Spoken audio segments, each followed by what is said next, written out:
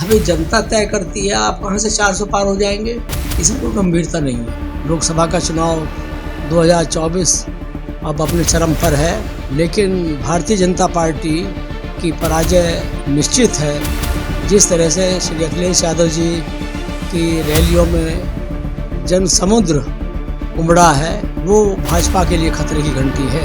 यह गठबंधन को अवसर जनता दे रही है। सरकार में जाने के बाद उनके हित में जो वादा हमने किया है उसको पूरा करेंगे।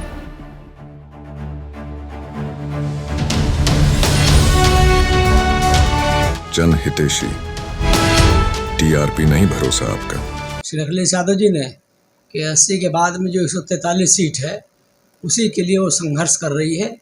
अगर उनकी 140 भी आ जाएगी तो ये भी बहुत बड़ी बात होगी, उनकी बड़ी सफलता होगी। अखिलेश यादव की सभाओं में भीड़ उमड़ रही है, बैरिकेडिंग टूट रही है, तो इसको किस नज़रिए से देख रहे हैं आप? सबसे पहले मैं यू टर्न जनहितैषी चैनल को बधाई देता हूं, और वो जनहित में काम करने में सफल होंगे, जनता की आवाज़ को उठाने में सफल होंगे।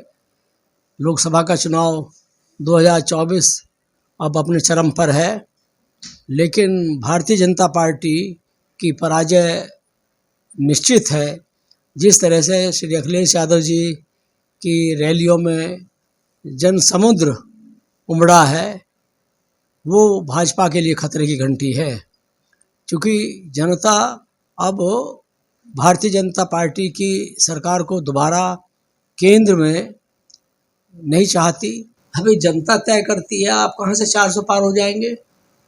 जनता के अधिकार के ऊपर डाका डालना, ये जो लोकसभा का चुनाव है या जो भी निर्वाचन होता है उसकी जो निष्पक्षता है उसके ऊपर हमला करना कि हम 400 पार हो रहे हैं, कहाँ से क्यों हो रहे हैं, ये इस तरह का ये इसमें कोई गंभीरता नहीं है। जी, इंडिया गठबंधन को अवसर जनता दे रही है, तो सरकार में जाने के बाद उनके हित में जो वादा हमने किया है उसको पूरा करेंगे। श्री अखिलेश यादव जी ने कि 80 के बाद में जो 143 सीट है उसी के लिए वो संघर्ष कर रही है।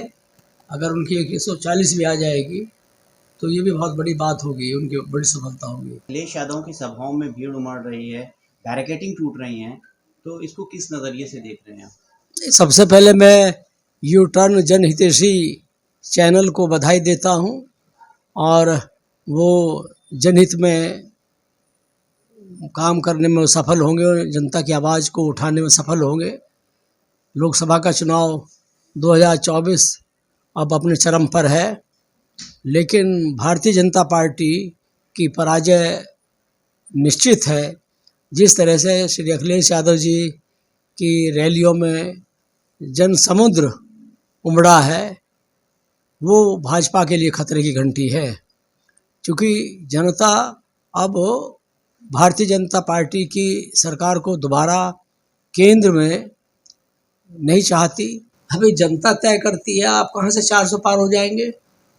जनता के अधिकार के ऊपर डाका डालना, ये जो लोकसभा का चुनाव है या जो भी निर्वाचन होता है उसकी जो निष्पक्षता है उसके ऊपर हमला करना कि हम 400 पार हो रहे हैं, कहाँ से क्यों हो रहे हैं, ये इस तरह का ये इसमें कोई गंभीरता नहीं है। जी, इंडिया गठबंधन को अवसर जनता दे रही है, तो सरकार में जाने के बाद उनके हित में जो वादा हमने किया है उसको पूरा करेंगे।